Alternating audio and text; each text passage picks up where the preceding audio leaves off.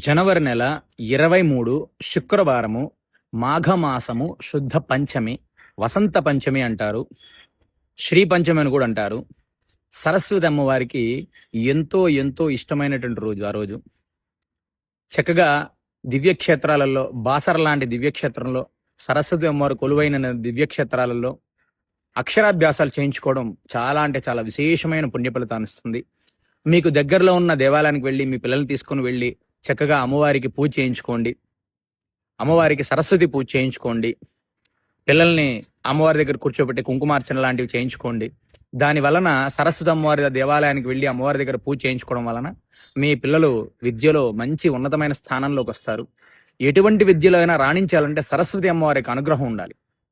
అది ఈ నెల జనవరి 23వ తారీఖు వసంత పంచమి, మాఘ శుద్ధ పంచమి, శ్రీ పంచమి అంటారు. చక్కగా సరస్వతి అమ్మవారు పూజ చేయించుకోండి, మీ పిల్లల చేత చేయించండి. అక్షరాభ్యాసాలు బాసర లాంటి దివ్యక్షేత్రాలలో చేయించుకోవడం చాలా అంటే చాలా ఉత్తమమైన పుణ్యఫలితాన్ని ఇస్తుంది. బాసర లాంటి దివ్యక్షేత్రాలలో ఆ రోజు చక్కగా ఈ యొక్క అక్షరాభ్యాసం చేయించుకోండి. మీ పిల్లలు మంచి విద్యలో అభివృద్ధిలోకి రావాలని చెప్పి సరస్వతి అమ్మవారిని ప్రార్థన చేసుకోండి. ప్రతి ఒక్కరు తెలుసుకోండి, అందరికీ తెలియజేయండి.